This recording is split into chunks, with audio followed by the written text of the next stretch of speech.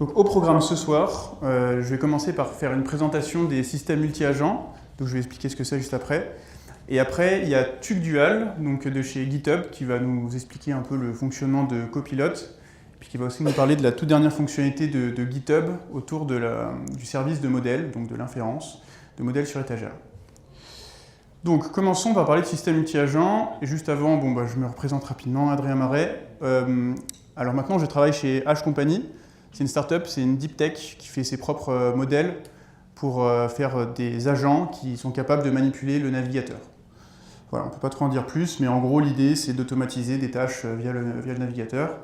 Et comme je disais, je fais aussi partie du collectif Genei.fr. D'abord, avant de parler de système multi-agent, on va juste essayer de se rappeler c'est quoi un agent. Donc c'est un peu le buzzword en ce moment, agent, MCP, vous voyez ça partout sur LinkedIn. C'est vraiment un buzzword, quoi. C'est la nouvelle blockchain, c'est le nouveau big data, le cloud, tout est un agent. Donc personne n'est vraiment d'accord sur la définition. Moi j'aime bien dire qu'un agent c'est un système qui possède une ou plusieurs de ses composants. Donc souvent c'est un système qui utilise des LLM et des outils. Non, il n'y a pas le... Ah si, c'est là. C'est un système qui va avoir une certaine autonomie, capable de faire des tâches un peu tout seul, quoi. Un système dans lequel on va avoir de la planification, donc de la planification en amont ou de la planification faite par le système lui-même. Et puis finalement, on va avoir aussi un état, donc c'est l'état du système tout au long de son processus. Et en général, si vous en avez au moins 2 sur 4, on dit que c'est un agent. Alors après, tout le monde n'est pas d'accord, on pourra en discuter après si vous voulez, mais il faut bien commencer par quelque part. Donc on a commencé à parler d'agents il y a pas mal de temps déjà, mais il n'y en a pas tant que ça en production, il y a beaucoup de RAG. Et on commence déjà à parler du système multi-agent. Donc pourquoi on n'est même pas allé en profondeur dans les agents, on commence déjà à parler d'autre chose, d'un nouveau concept plus compliqué. C'est parce qu'en fait les agents, il y a des limitations qui arrivent assez vite quand on commence à en développer sur des vrais cas d'usage, qu'on les met en prod. On se rend compte que la partie du prompt, là, donc le module de planification et de mémoire, c'est quelque chose qui va grossir assez vite. Donc le prompt de l'agent grossit assez vite, et plus un prompt est gros, moins il est performant au niveau de la génération, parce que forcément la probabilité est plus répartie, la probabilité des tokens est plus répartie, donc on va avoir une génération de moins bonne qualité. Et puis dans un agent, on a aussi des outils qui font beaucoup de bruit. Donc, quand je dis du bruit, c'est qu'ils font beaucoup de texte. Par exemple, si vous listez des logs applicatifs depuis Datadog, vous vous retrouvez rapidement avec 5000, 6000, 10 000 lignes de log. Et donc quand on met tout ça dans un prompt, ça le fait encore grossir. Donc on pèse les performances, ça coûte plus cher aussi, ça coûte beaucoup plus cher. Et puis c'est plus lent, enfin bon, il y a plein de raisons d'avoir des plus petits prompts. Et finalement, avec un agent, on ne peut pas trop spécialiser les instructions. C'est toujours pareil, si on a dans le même prompt des instructions pour GitHub, Notion, Datadog et Slack, la probabilité de générer le bon token, elle est un peu répartie entre toutes ces instructions. Donc l'idée, ça va vraiment être de spécialiser les instructions pour des types de tâches. Donc si on résume, dans le système multi-agent, on va avoir un système modulaire, parce qu'on va avoir plusieurs agents qui vont avoir des tâches bien définies. Donc des tâches bien définies, ça en fait des agents spécialisés. Les slides ne passent pas très bien, mais c'est pas grave.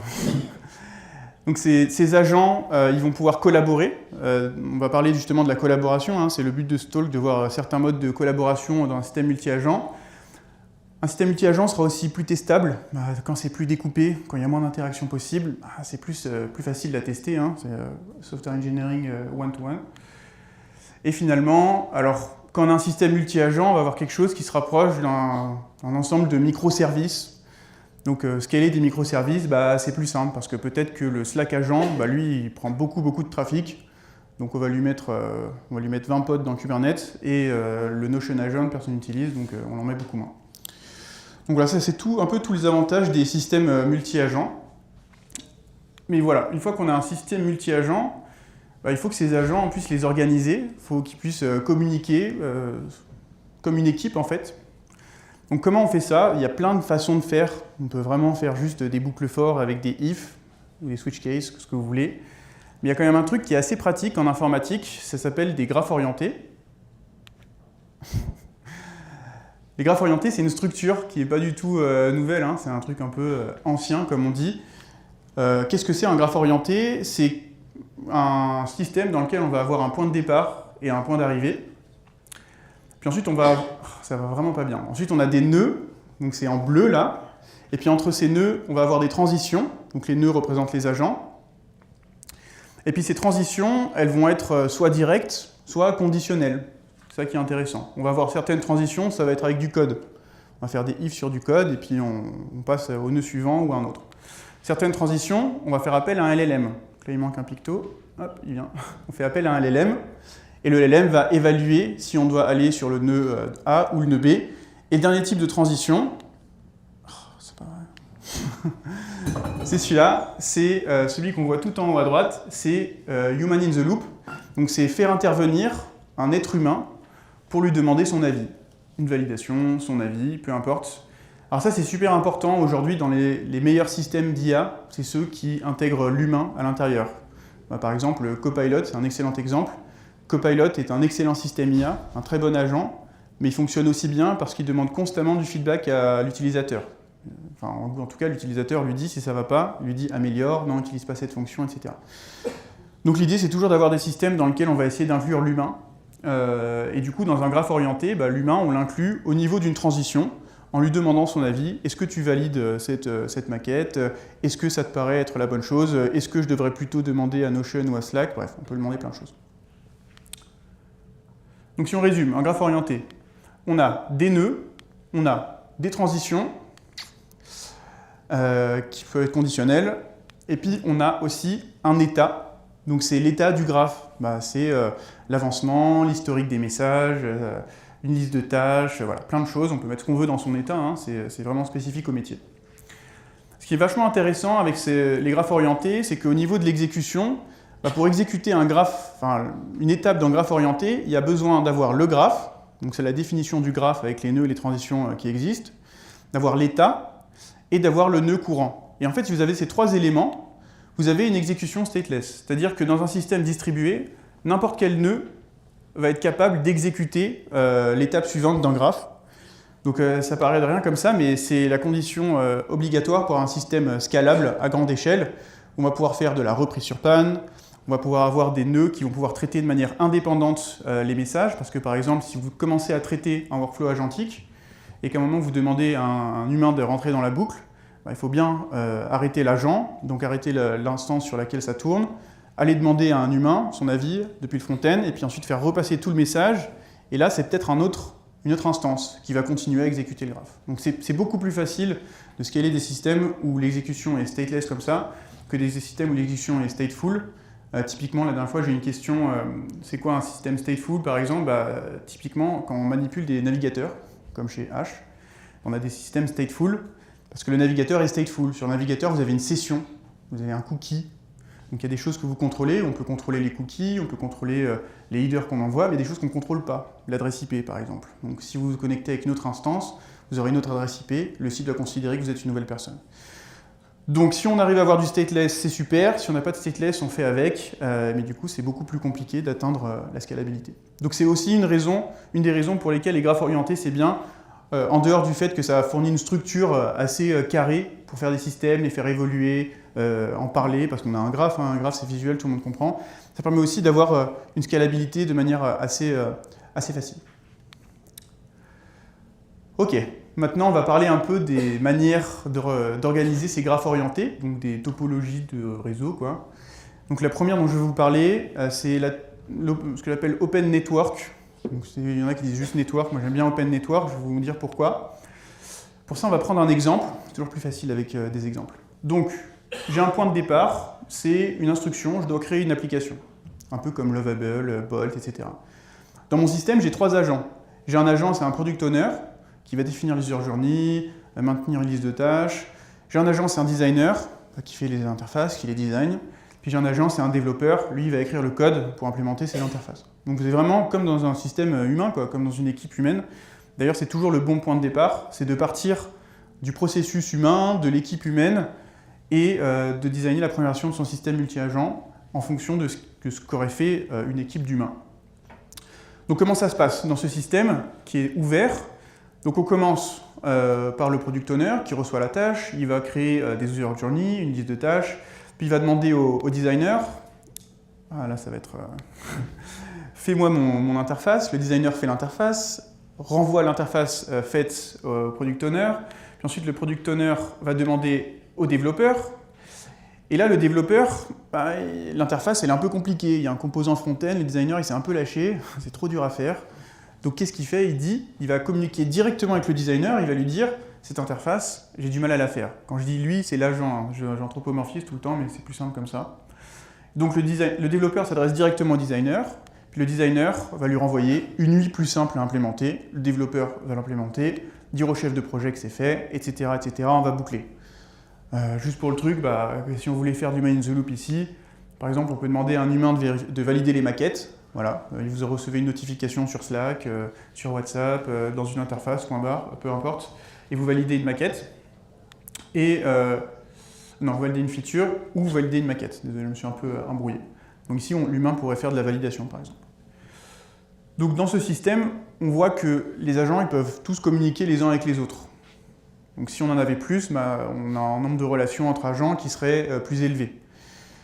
Donc ces systèmes, ils ont un avantage indéniable, c'est qu'il y a beaucoup d'autonomie. Hein. On a vu que l'agent développeur, il est capable directement de, entre guillemets, s'adresser au designer pour lui redemander une modification d'une interface.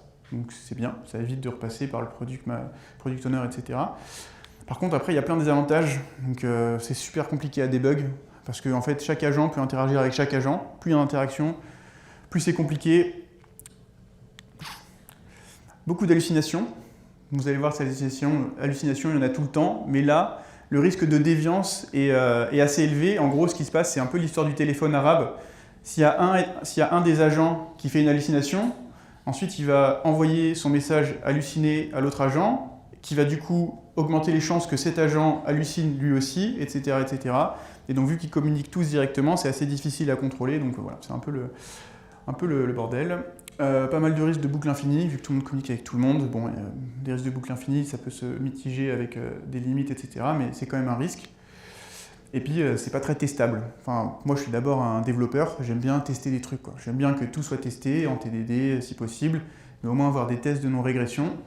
Avec les LLM, c'est beaucoup plus dur qu'avec du code, mais on arrive quand même à faire des choses. Et ce genre de système, vu qu'il y a beaucoup d'interactions possibles entre chaque agent, bah, c'est vraiment compliqué à tester, quoi. Donc voilà, tout ça pour dire que je n'aime pas trop les réseaux ouverts. Deuxième architecture que je vais vous présenter, et ce sera d'ailleurs la dernière ce soir, c'est l'architecture, la topologie hiérarchique. Architecture et topologie, c'est la même chose. Donc ce que j'aime bien en fait dans cette topologie, c'est que c'est quelque chose qui vient assez naturellement quand on construit un système multi-agent. Vous vous souvenez, on part toujours de l'agent simple, et on se dit, bah, j'ai besoin de faire une tâche, je vais faire un agent. Donc ici par exemple, l'exemple que je prends cette fois-ci, c'est un SRE, Software Reliability Engineer. Donc c'est l'ingénieur qui est en charge de la prod. La prod doit fonctionner. S'il y a un problème, c'est lui qui doit réveiller les bonnes équipes, essayer de trouver la source du problème, etc. Donc là, on va dire qu'il essaye de trouver la source du problème. Donc là, j'ai un agent simple avec deux outils. Un outil qui permet de lister des logs, puis un outil qui permet de lister les changements récents sur GitHub, par exemple, les dernières pull requests sur la codebase. Donc mon point de départ, ça va être une alerte. La latence a augmenté, 95% du temps, elle est supérieure à 500 ms. Alors, ça, c'est pas bien. L'application est ralentie. Donc qu'est-ce qu'il va faire l'agent? Il va utiliser son premier outil, il va dire à l'outil, bah, liste-moi tous les logs depuis un jour, pour voir. L'outil lui fait pas de souci. Voilà 10 000 lignes de logs. Deuxième outil, liste-moi tous les changements depuis un jour, comme ça je vais corréler avec les logs. Ça, c'est le raisonnement que l'agent il fait. Pas de souci, voilà 2000 lignes de code. Donc là, dans le prompt, l'agent, il se retrouve avec 10 000 lignes de log, 2000 lignes de code. Vous vous souvenez, gros prompt, ça coûte cher, c'est lent, c'est moins performant. Du coup, qu'est-ce qu'on peut faire? Assez naturellement, bah, nos outils vont devenir des agents. Et c'est là que le modèle hiérarchique va émerger, car chaque outil peut se spécialiser en un nouvel agent. Alors pourquoi on va le spécialiser? Bah, il y a plusieurs raisons. Donc, pour vous exposer ça toujours, je vais refaire le parcours. Donc ici, l'agent SRE, qui a un peu un rôle d'orchestrateur, hein, chef d'orchestre, chef de projet, comme vous voulez, il va communiquer avec son agent qui gère l'analyse des logs, ou qui gère la récupération des logs, peu importe, plutôt l'analyse. Il lui dit, la latence augmente, cherche quelque chose unusual in the logs. Donc là, ce qui est intéressant, c'est que les agents, en fait, ils vont pouvoir communiquer avec du langage naturel. parce que c'est des LLM derrière qui vont traiter son langage naturel. Donc le log agent, il fait la même chose. Il utilise son outil, il lit les logs des 15 dernières minutes ou le dernier jour, il se récupère 10 000 lignes de logs, et là il les analyse lui-même. Et ce qui va faire remonter à l'orchestrateur, c'est uniquement l'analyse. Et l'analyse, elle tient en une phrase. Les logs montrent que Redis est en train de virer des clés pour accepter de la donnée, donc en gros ça veut dire que vous n'avez plus de mémoire dans votre Redis. Donc là, ce qui est intéressant, c'est que l'orchestrateur, au final, il fait retourner son analyse, mais il a beaucoup moins de données, de texte dans son prompt, donc ce sera plus performant, ça coûte moins cher, enfin bref, vous avez compris. Et il continue, il demande au code agent, voilà, il lui dit « Redis is evicting key, search potential causes in recent changes ». Et le code agent, on va imaginer qu'il est un peu plus compliqué, il commence par chercher tous les fichiers qui utilisent Redis, puis après il va demander les modifications récentes de tous ces fichiers-là, et puis il va analyser tout ça, ces 2000 lignes de code dans son prompt à lui, et au final il va redire au SRE agent uniquement le résultat de son analyse. Voilà, le service Redis a été modifié hier avec un nouveau cache, mais il n'y a pas d'expiration policy. Et donc là, l'orchestrateur, il va avoir assez d'informations pour émettre une hypothèse sur la cause de l'erreur. Donc c'est vraiment comme ça que ça se construit de manière assez naturelle pour limiter, pour spécialiser du coup les prompts, parce que dans chaque agent, on va avoir un prompt spécialisé dans l'analyse des logs, analyse du code, et aussi pour limiter la quantité de données qu'on va mettre dans les prompts. Et ce système hiérarchique, il n'a pas de limite, c'est-à-dire qu'on peut très bien imaginer que du côté du code agent, on se retrouve avec deux sous-agents encore, un qui a la tâche uniquement de chercher des fichiers, et un qui a la tâche uniquement d'analyser le code avec une instruction précise. Et donc c'est comme ça qu'on peut dérouler un système hiérarchique et arriver à toujours plus de spécialisation, de complexité aussi, mais voilà, tout a un coût. Donc si on résume un peu ici, donc on a nos 3 agents, c'est pas mal, ça nous permet aussi d'avoir 3 équipes. Bon, on aurait pu l'avoir avant aussi, des équipes, mais là c'est encore mieux parce que chaque agent est assez isolé des autres parce qu'il ne communique qu'avec un seul agent. C'est-à-dire que vu qu'il y a une relation hiérarchique, chaque agent il reçoit des instructions que d'un seul autre agent, et après il utilise des sous-agents, mais comme des outils, donc il n'y a pas beaucoup de complexité dans leurs interactions. Donc ça va nous donner un système qui va être moins autonome, parce que les agents ils repassent tous par leurs parents, par le système hiérarchique. Après on a pas mal d'avantages par rapport à la topologie ouverte, c'est que la complexité de débugger un système comme ça elle est beaucoup plus simple, parce qu'il y a moins d'interactions au final qui sont possibles entre les différents agents. Alors il y a toujours beaucoup d'hallucinations, ça je ne vais pas vous mentir, c'est toujours un gros problème avec les LLM. Et puis ensuite, on va avoir, pareil, moins de risque de boucle infinie, vu que retour repasse toujours par le parent, il y a moins de risques que les agents bouclent entre eux dans une boucle locale, et c'est plus facile à tester que les réseaux ouverts. Voilà, c'est à peu près tout. J'avais une autre topologie que je présente d'habitude, mais ce soir ça fait un peu long.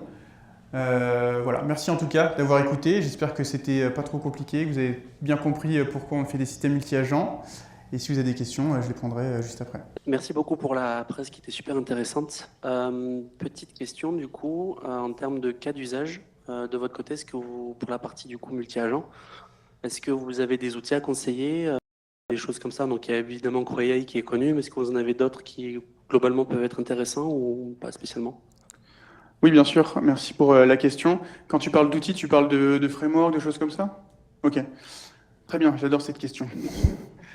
Alors, moi, j'ai un truc avec les frameworks, les outils, c'est que quand je mets quelque chose dans mon code, quand j'utilise un outil externe, je deviens dépendant de cet outil. Et le code que j'écris, qui part en production, normalement, si tout se passe bien, il va rester en production pendant des années. J'espère que la boîte continuera à exister. Et donc, je vais être dépendant d'un truc pendant des années. Et donc déjà, ça c'est un problème, ça peut être un problème. Et en fait, dans l'écosystème GenAI, les choses vont très très vite. Donc les librairies, elles sont créées, puis elles sont abandonnées, puis on passe de la V1 à la V4 en 6 mois, il faut tout changer. Donc c'est un rythme assez intense pour un cycle produit normal, où on a besoin de trucs qui tiennent pendant des mois, voire des années, sans qu'on ait besoin de les modifier tous les jours. Donc je suis un peu anti-framework, anti-librairie, ou en tout cas j'aime bien utiliser vraiment le minimum. Pour les agents, il y a un peu à boire et à manger dans les gros frameworks, Small Agent, celui de OpenAI, celui de Microsoft. C'est des frameworks qui font un peu de tout et qui vont mâcher pas mal du travail. Donc, je considère que c'est bien pour poker quelque chose, voir si ça marche. Après, je pars jamais en prod avec ce genre de choses. Si je devais en conseiller un, c'est LangGraph, qui existe en Python et en Node, enfin en TypeScript. C'est assez intéressant parce qu'il le brand comme un framework d'agents, etc. Mais c'est juste un graphe orienté en fait. Et c'est pour ça que j'aime bien, c'est parce que c'est super simple. C'est juste un framework qui permet de définir des nœuds, des transitions et qui gère le human in the loop et la persistance du state. Donc c'est juste ce que je veux. Et après, je peux faire ce que je veux dedans. Je peux utiliser Vercel AI SDK, je peux utiliser, tu peux utiliser ce que tu veux. Et du coup, ça te force quand même à avoir le formalisme du graphe orienté avec tous les avantages que j'expliquais. Et c'est une dépendance que je suis prêt à prendre parce que c'est pas un truc énorme qui structure toute la manière dont est faite mon application. C'est vraiment un endroit précis, il n'y a pas beaucoup de features dedans. Donc voilà, si vous voulez un truc, bon conseil, LangGraph, moi je suis vraiment fan. Tous les autres, je trouve il y a trop de trucs dedans, quoi. Oui, bonsoir, merci pour la présentation. Au niveau des hallucinations, quelles sont les solutions que vous avez envisagées pour remédier alors, je sais que parfois on essaie de comparer les résultats entre différentes LLM, mais la question serait plutôt aujourd'hui, quel est l'état de l'art pour arriver à remédier au maximum à ces hallucinations? Merci, c'est super comme question et c'est aussi très dur. Mais c'est une super question. Et d'ailleurs, le dernier meet-up, il y avait Zeno Lloyd du CHU de Montpellier qui a fait un super talk là-dessus. Et je me souviens plus le nom de sa technique. Mais il y a des techniques qui permettent de se passer complètement des hallucinations au coût de... Il y a des tâches qu'on peut pas faire, qu'on ne peut pas résoudre. Et avec un coût de token assez élevé aussi, puis avec beaucoup de formalisme. Je sais même pas si ça peut s'appliquer à tous les cas d'usage. Là, c'était sur des cas d'usage de classification. C'était Self-Logical Assessment. Voilà, si vous voulez aller voir le papier, c'est quelque part. Self-Logical Assessment. Sinon, la technique que nous, on utilise, c'est d'avoir des LLM qui évaluent la sortie des LLM. Voilà. Donc ça résout pas le problème des hallucinations à 100%, mais ça les réduit. Et finalement, après, la vraie technique, la killer technique, c'est Human in the Loop. Parce que c'est un humain qui va vérifier qu'on est bien, qu'il n'y a pas une grosse hallucination. Mais voilà, pas trop de solutions miracles. Désolé. Merci en tout cas à tous. Et voilà, après, si vous voulez discuter, je suis toujours là. Merci.